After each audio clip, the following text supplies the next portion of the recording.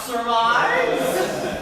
He flaunts their love beneath everybody's noses. And instead of hiding, boldly he exposes. And stupid me to stand aside and wave, as though endorsing just how they behave. I ought at least to have knocked off his cap, or stained his cloak with mud, or raised some flap. I should have shouted thief and recompensed him by raising all the neighborhood against him.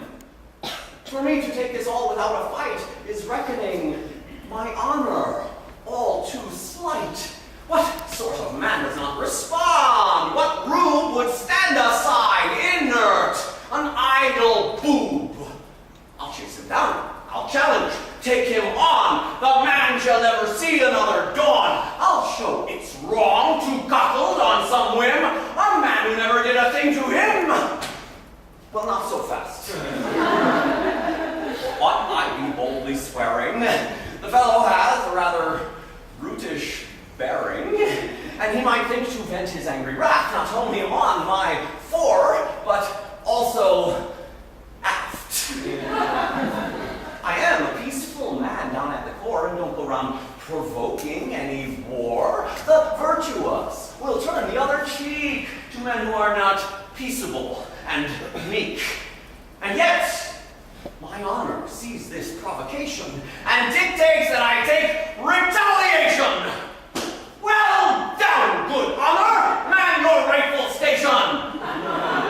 I will not stand for taking your dictation. Say I should play the champion or martyr and feel it neath the belt, above the garter, and gossips tell of that revenge I tried. Well, would I then be somehow satisfied? I think when all is done that I would rather remain a cuckold than become cadaver. What is this cuckoldry? What harm is in it? Does it impair my health a single minute? A plague upon the fellow who first tied one's honor to the actions of his bride. Why should my name be slandered and abased because my life is not completely chaste? Since when do we let guilty party pass while it's the innocent that we harass? Can one explain that odd result to me, where one is blamed for wife's adultery? How can we stand for such inequity? It doesn't seem at all correct to me. Is life not simply difficult enough without dishonor added to this stuff? There's sickness, hunger, pestilence, and war, which on their own are ample without more. These things will chase us down without our stirring. Must we here pad the list then by incurring our honor's wrath at every irritation? No! No more self-inflicted flagellation.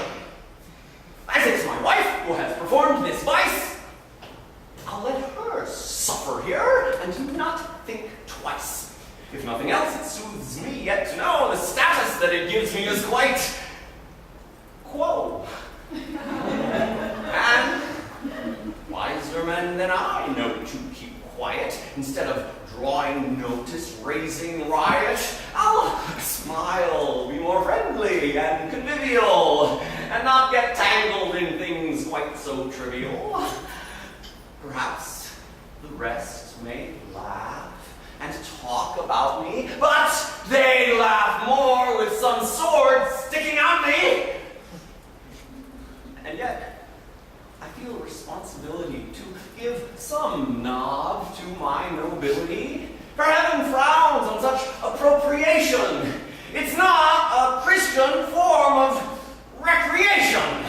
I cannot let this go without the pleasure of taking some sort of heroic measure.